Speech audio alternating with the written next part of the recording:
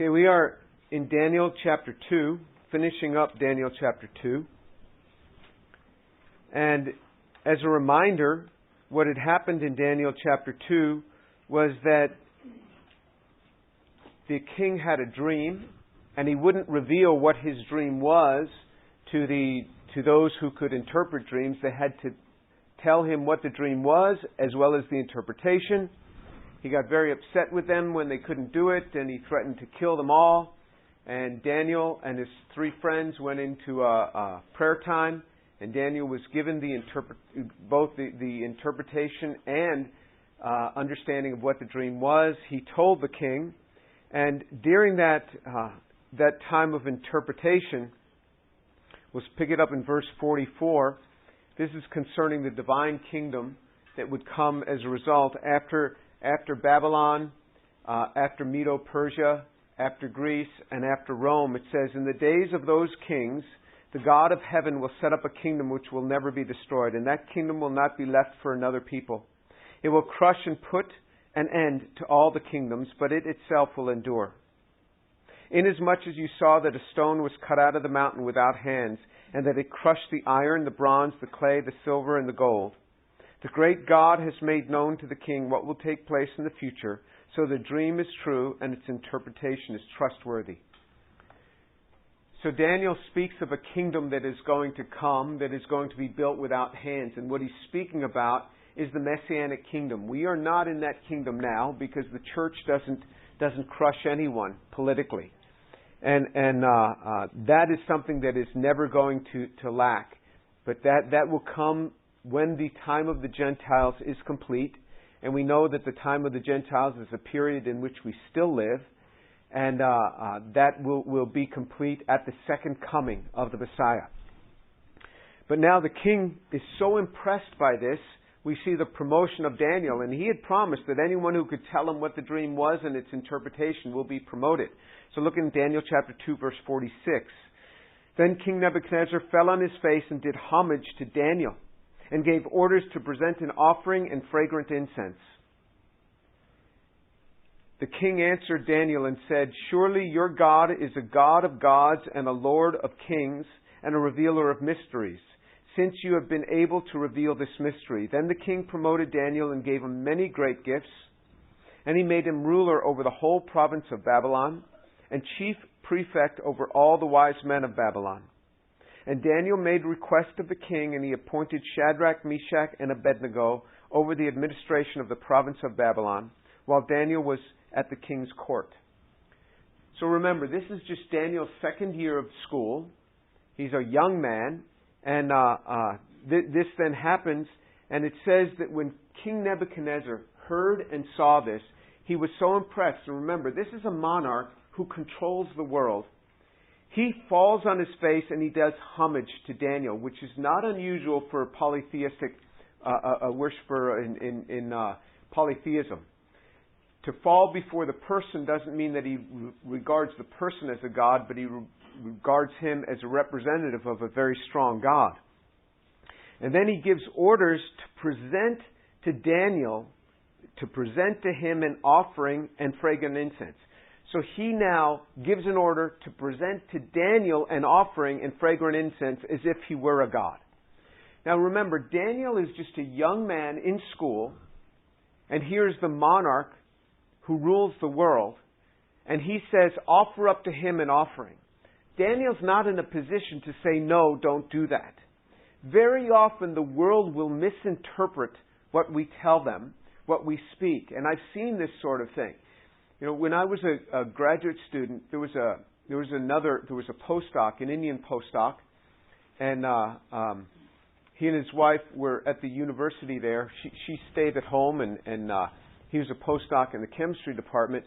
And one day I was talking with him, and he was a little bit older. I would say that at the time he was in his mid-30s, which was kind of old for a postdoc. And he told me the reason that he had come to the U.S., his primary reason was to see American doctors because his wife was unable to bear children. And they had gone to the doctor, and the doctor told him that it is unlikely that your wife will ever be able to bear children. So I don't know what prompted me to do this. I was a lot bolder in those days. And I said to him, you bring your wife to church, the brothers will pray for her, and she'll have a child. And I said this to him, and so he said, okay, we'll come. So he came to the church. We brought them with us that following Sunday morning. And so they came with Shireen and me to church. And the brothers prayed for her. And after they prayed, I didn't feel anything in particular. But about 2 months later, it turns out she's pregnant. So he wants to give all this money to the church. He thinks that in some way his giving money will somehow appease our God and make everybody happy. And I told him, that's not the way it works. God just did this. God just wanted to bless you, and God just did this.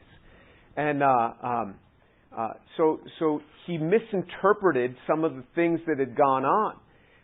And again, he didn't change from his Hinduism. In fact, when I had gone to pick them up that morning that we were going to be going to church, she was burning incense to her gods. They had set up in their little closet where she had many of the gods, and they'll add Jesus to that. That's no problem. You can add Jesus to that. And so for Indians, it's really no problem. And you see that even today. And this is exactly what's happening to King Nebuchadnezzar. This is not a conversion by King Nebuchadnezzar. We will see that in a couple of chapters. This is just adding the God of Israel among his other gods. Because God is actually very clear in Isaiah 43 verses 10 through 12. He's very clear on what a person needs for saving faith. And that's that the God of Israel is the only God. And that the God of Israel is the one who is the Savior. In other words, it's not by works. So that's in Isaiah 43 verses 10 through 12. So that's not just a New Testament concept. Not at all. They were very much aware of that in the Old Testament. But so Nebuchadnezzar does this, and he then goes on and he promotes Daniel, just as he said he would have a promotion. He promotes Daniel. And so Daniel gets promoted, and it says, then the king in verse 48 promoted Daniel and gave him many great gifts. So Daniel all of a sudden becomes a very wealthy man. Remember, he's just in his second year of college there, in the school there, and he becomes a very wealthy man. And he made him ruler over the whole province of Babylon and chief prefect over all the wise men of Babylon. So he's made ruler over the entire province and chief prefect. He is now gone from being student to being president of the Bible college. That's what he is. He has been just brought, because the monarch, we know Nebuchadnezzar to be impulsive. He just says things. Whoever doesn't tell me the dream, I'm going to have them torn limb from limb and turn their house into a public latrine. And it's a decree. So now he takes the student and makes him head of the school there. And he makes him chief prefect. So Daniel is brought up to a very high position, and he's made extremely wealthy. In doing this, Daniel saved all the wise men of Babylon that would have been killed by that king's decree and were en route to being killed. Daniel saves them all. So they never, in Babylon, come against Daniel. They recognize what Daniel has done for them. They don't care much for his three friends, for Meshach, Shadrach, and Abednego. They don't care much for them. But they have great respect for Daniel. It's not until he gets into Persia that people come against him who didn't know what he had done for all the wise men in Babylon and didn't care for what he had done for all the wise men in Babylon by saving them. But he is now given many great gifts. And this is what you will see. This is one of the messages of Daniel. One of the patterns you will see is the exaltation of the Jews into whatever society they are living. You don't see them leading these countries. You don't see that. And today, to this day, you don't see it. But what you see is their influence in the highest parts of government, in the highest parts of finance. You see it. Remember Barack Obama. Here's an African American who has David Axelrod and Rahm Emanuel. Has these Jewish men advising him. Still happens to this day. The Jews have great influence in government and great influence in finance. And you see this wherever you go. I just got back from Australia, and many of my meetings were with the leading Jewish families in Australia. And I'd tell them, I'd say, tell me your story. Tell me your story. How did your family end up here in Australia?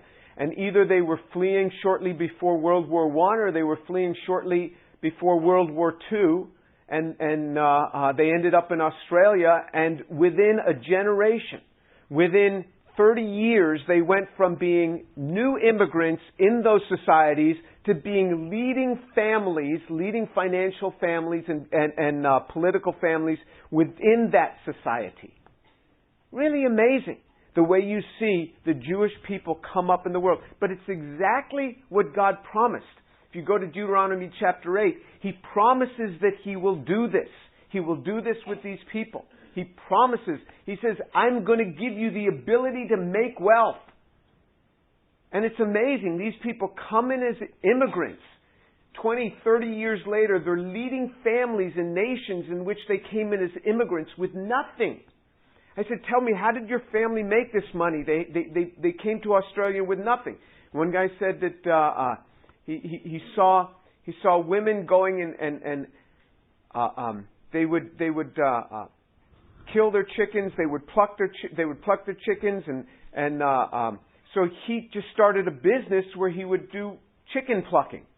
And it rose to all these women didn't want to pluck chickens anymore. There was this Jewish kid that would do it for them. And so he started making all this money, and he was making more than his father, who was just a common laborer. And the family business just grew from that. And you just see this ability to make wealth. You see the same thing today. But what we are about to see also along with that comes this. And you see the same thing to this day. Is that as they start moving up very rapidly into leading roles in finance and leading roles in influence in government, there is a resentment against the Jews for that activity. What God has blessed them with, and He said in Deuteronomy chapter 8, I will do this. I will give you ability to make wealth. He never said that to other people. He said that to the Jewish people. He said that to them, and then He says, He shows the pattern of what's happening, and then there will be resentment for this.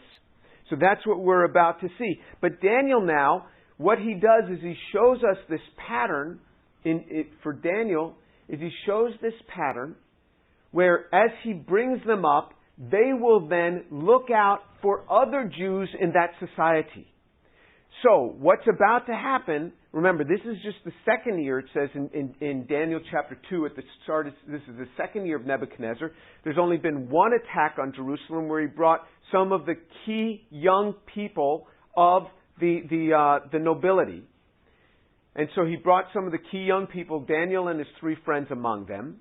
And what he's showing us is that they are to look out for others, because there's going to be 2 more attacks on Jerusalem. The second attack, he's going to bring 10,000 artisans.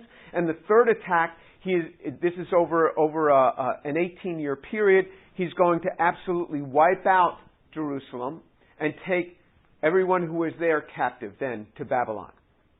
Daniel and his 3 friends become very wealthy, and they are to look out for others and pave the way for their protection. And this is what you see. As you see them excelling in societies, to this day, they look out for other Jews within that society. This is what I was seeing within Australia. I met with all these very wealthy Jewish families, and they're all looking out for each other. And then the other thing they do is they're funding money back into Israel to this day. Those families in Australia who become very wealthy are putting money back into Israel to this day. And you see them underwrite. You're going to see the same thing in this pattern as Daniel goes to Persia. Before they come back, the Persian Jews are going to underwrite the rebuilding of Jerusalem. Same patterns exist till today. You go to any campus in Israel, and you'll see like the Los Angeles building, the New York City building. This is where they've gone to cities in the United States, raised money for the building of buildings on these campuses in Israel. To this day, this is the way it's done. And you see this pattern. But they are looking out for one another. And so he makes request. He says to the king of Babylon, who's just showering these gifts upon him, he says, by the way, I have 3 friends, Meshach, Shadrach, and Abednego, and I'd like them to be appointed alongside me. So the king says, sure. And he appoints these 3 over the administration of the province of Babylon. So they're not to Daniel's level, but Daniel now has them working amongst him, and so he can even plan more efficiently to care for these other Jews in Babylon and the Jews that are going to be coming in these 2 second waves. Let's turn to Daniel chapter 3. Now, Daniel chapter 3, it doesn't give us the date of Daniel chapter 3, but the Septuagint does. So the Septuagint is a translation of the Old Testament, and it's several thousand years old. So it's an early dated document. The Septuagint tells us that Daniel chapter 3 is in the 18th year of Nebuchadnezzar. What does that mean? It means that Nebuchadnezzar, this is now after the 3rd attack on Jerusalem, where masses of Jews have now been taken into captivity in Babylon. By this time, Daniel is very high up in government. Daniel and his 3 friends are very high up in government now, and they are very well situated to make things comfortable for these masses of Jews that are coming in. Nebuchadnezzar the king, in verse 1 of Daniel chapter 3, made an image of gold, the height of which was 60 cubits, and its width 6 cubits. He set it up on the plain of Dura in the province of Babylon. Then Nebuchadnezzar the king sent word to assemble the satraps, the prefects, and the governors, the counselors, and the treasurers, the judges, the magistrates, and all the rulers of the provinces, to come to the dedication of the image that Nebuchadnezzar the king had set up. Then the satraps, the prefects, the governors, the counselors, the treasurers, the judges, the magistrates, and all the rulers of the provinces were assembled for the dedication of the image that Nebuchadnezzar the king had set up. And they stood before the image that Nebuchadnezzar set up. Okay, so Nebuchadnezzar, this is after he's overcome the Jerusalem. He sets up a statue which is not that unlike the statue that Daniel had described that he saw in his dream, except he made it all out of gold. That means it's a gold-plated statue. It's 60 cubits by 6 cubits. So a cubit is 1.5 feet, 18 inches. So that means it's 90 feet high and 9 feet wide. So it's much taller than it is wide. So it's like this spire. I mean, and he set it up on a plain in Dura so that it really stands out against the background there.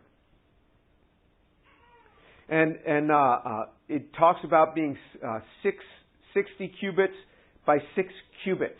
The reason it talks about 60 and 6 is because they used a base 6 system in Babylon rather than we use a base 10 system, because we have 10 fingers, but there's nothing special about a base 10 system other than we have 10 fingers. Some cultures use a base 5 system, which is for one hand. Some cultures use a different base system. Theirs was a 6 base system, this hexachus system. So that's why it's speaking in these sixes. And it says that Nebuchadnezzar had invited everybody. But interestingly, Daniel is not among them. We have no idea why Daniel is not among them. Maybe Nebuchadnezzar said to Daniel, you can stay back, because he knew Daniel wouldn't like what was going to take place there. Or maybe Daniel was off, serving the king in some other capacity. But you see that Daniel wasn't among them, but it turns out his 3 friends, Meshach, Shadrach, and Abednego, were among them. And so he invites everybody, including the judges, including everybody, all the leaders. And this was just for a dedication of the image. This is what they were told. They were going to dedicate the image. Nothing wrong to have images, even in Israel. Nothing was wrong with that. In fact, they had images of cherubs in the temple.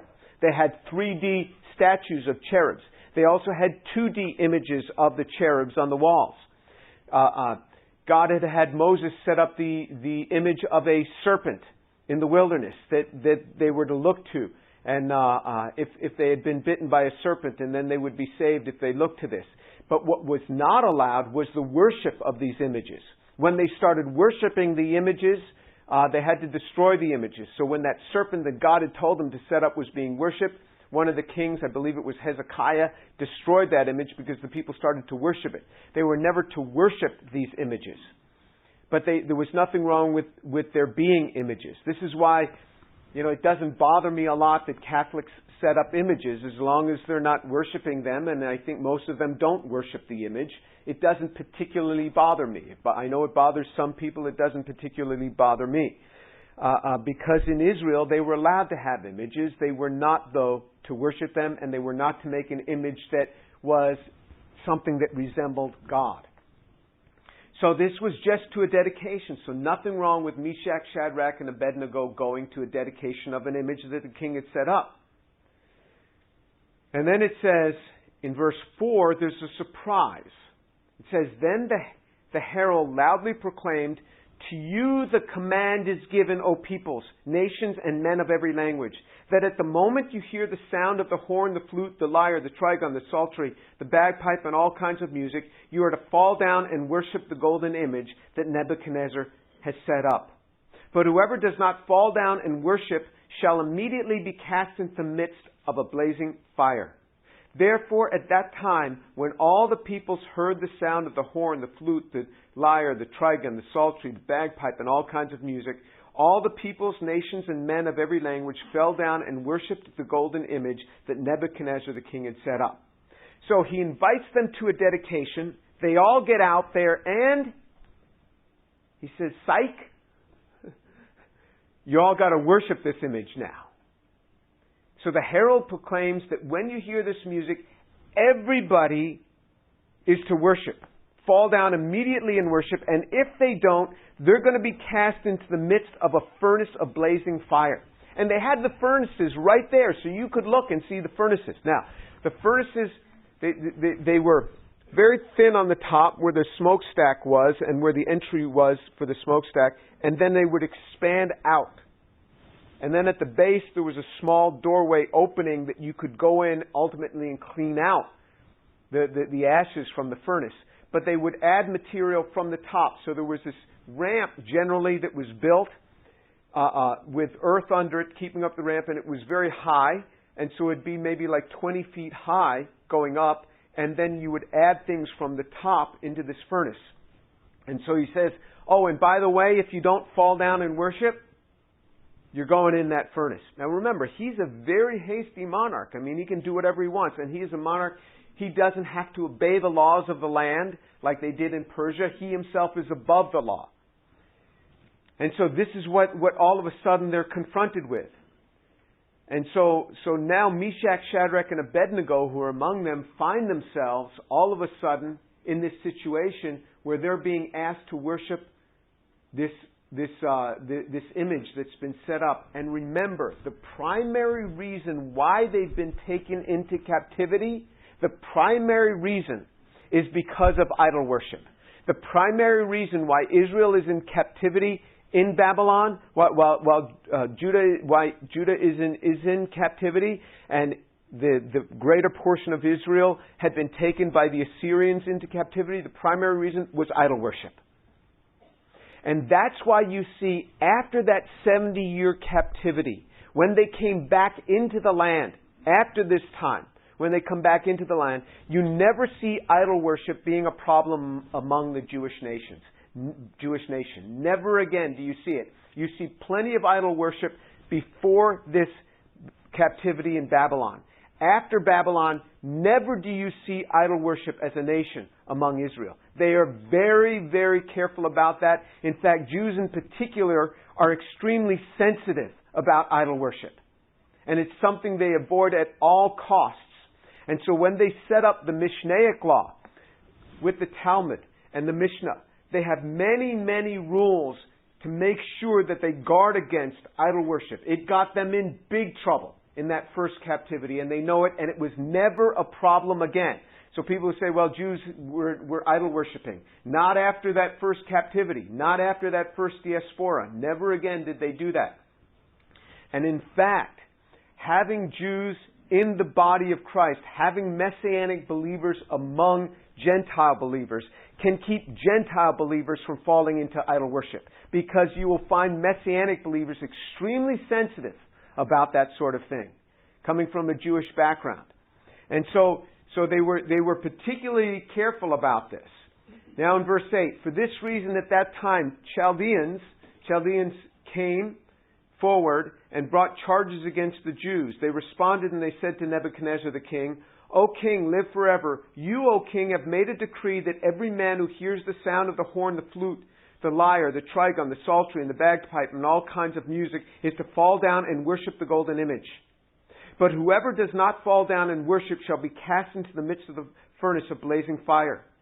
There are certain Jews whom you have appointed over the administration of the province of Babylon, namely Shadrach, Meshach, and Abednego. These men, O king, have disregarded you. They have not served your gods or worshipped the golden image which you have set up.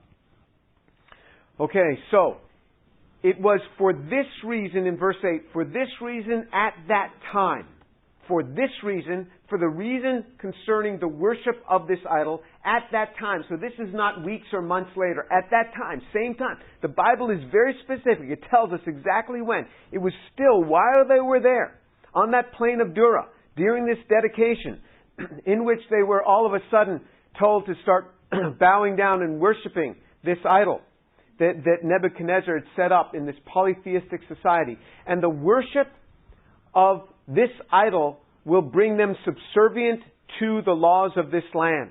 And what you will find is that we find within the nation of Israel, within the nation of Israel and among these people, you will find that what God is teaching in this book of Daniel is that as you become part of other nations, as you assimilate, you're not to take on their gods, but you are to remain separate regarding their gods. You can take on their jobs, you can work in their society, you can become one with their society and assimilate in that way. But you're not to take on the gods of those foreign nations. That's what he's teaching them, and that's what he teaches us.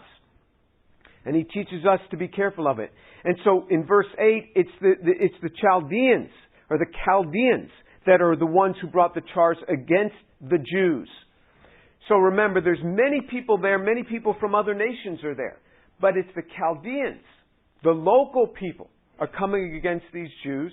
And remember, if everybody is prostrate, fallen down, worshiping, 3 guys standing up, these are going to stand out. I mean, you're going to see them. I mean, there's nowhere to hide. And so it wasn't like Meshach, Shadrach, and Abednego had to reason for a period of months to decide how they were going to walk in this thing.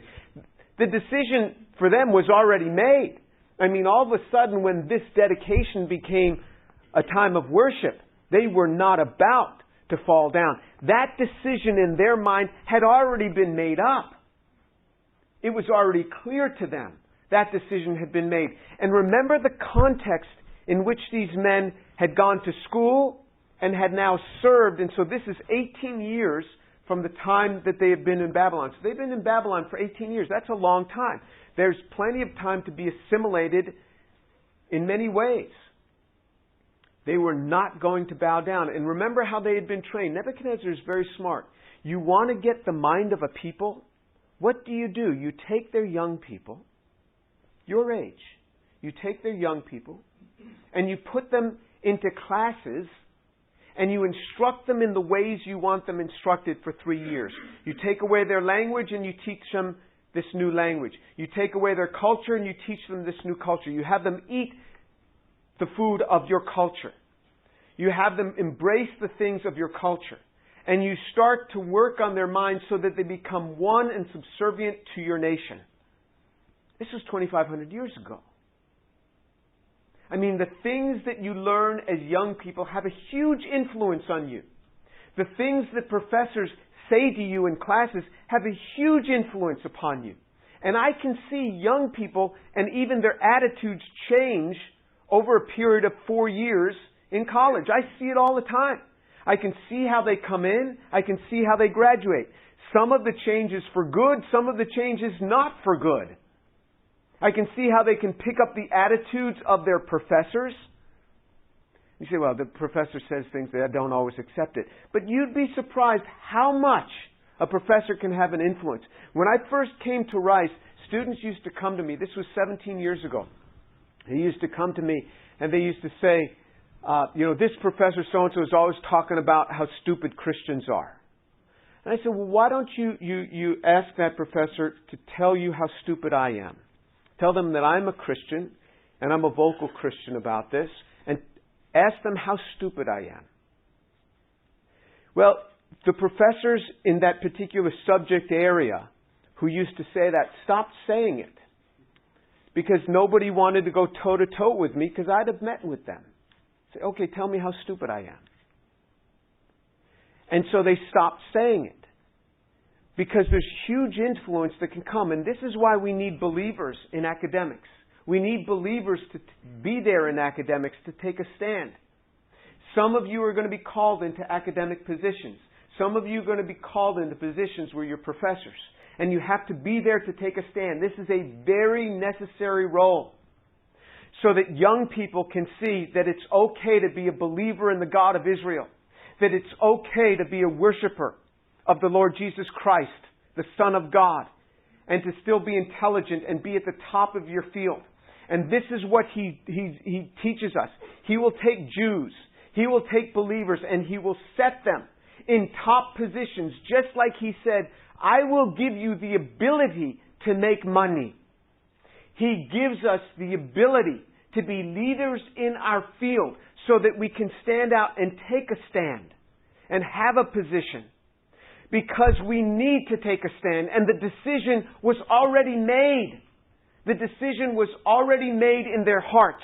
Because remember, there are many people out there that are longing to entice you, that have no regard for your destiny. And this is why you make decisions now. Young women, there are young men who do not care about your destiny. But they only care about satisfying their own physical need at your expense. You make a decision now as to how far you will go and no further. And usually that is not very far. You make a decision now. What you're going to do in your relationships between young men and young women. If you're getting interested in somebody, you make sure that they are a believer in Jesus Christ, number one, because you want to, I'm praying about whether God wants me to be with this person. Are they a believer? If they're not a believer, you don't even have to pray. It wasn't like Meshach, Shadrach, and Abednego said, let us have a time of prayer and see if God wants us to bow down to this idol so that we can keep our positions and continue to have influence. It wasn't a matter of prayer. It was already decided. It was already written what they should and shouldn't do. There are things you don't have to pray about at all because you got the Bible. How easy is that? You just do what it says and you'll be fine. So there are decisions that you make early on in relationships, and you discuss this. And if the person that you're with isn't able to discuss this, then they have a problem. You don't want to be with them. You discuss how far you're going to go in your physical relationship together. You make a decision today. This is how far we will go and no further. And young man, it is up to you to take the lead and to honor this. And anything that you do which is going to cause you to want to go further than you'll be able to stop, you don't go that far. And I know young people that wouldn't even meet alone together. They would meet in public places, in coffee shops and things, because they didn't want to be in an apartment alone together. You think, can't handle that? Oh yeah, you can't handle that. I know a whole lot of people who can't handle that. I can't handle that. I am very careful about being alone with any woman other than my wife. When a young woman walks into my office, the door stays open. I don't care if they're crying about their grade in organic chemistry. They're going to cry publicly. The door stays open. Because I don't like even the appearance of evil. So there are steps that we take. There are steps that Meshach, Shadrach, and Abednego took. You say, they could lay prostrate and just kind of go to sleep and just say, Lord, you understand what I'm under? No, they made a decision to stand up and not even look like they're doing it. You make decisions before you get in that situation. Because once you're in it, once the hormones take control, it is hard turning back and stopping. It's difficult to do that. Very difficult to turn back once the hormones take control. You make decisions today of how you're going to be. And remember, some of you are being called to go into positions in academics where you can be an influence, where you can look out for other people. My job at the university is looking out for other believers, to be there, to be a guide for them. When they are under attack, to be able to encourage them. If a professor's attacking them, I'll call the professor and say, what is your problem with Christians? You must have a problem with me. Would you like to tell me how your career is so advanced beyond mine? So advanced that I'm stupid and you're not. And you can stand in that place. You can stand in that position, and that has a great influence upon young people, and I know it because they write to me all the time. How my position at the university has helped them to remain strong as a believer. Because they see you can be intelligent and be at the top of your field and be a believer. This is why you need to go into top positions and look out for others who are coming along, the other masses that are coming. This is part of our role as believers and what we're being instructed in this book. Let's pray. If you like the content that's coming out on this channel, I've not monetized it in the sense of advertising, but if you want to give and you want to help support it, you can give to a 501c3, so it's fully tax deductible, and you can see the link below. We'd love to have your participation, and there's several mechanisms by which you could give. Thank you.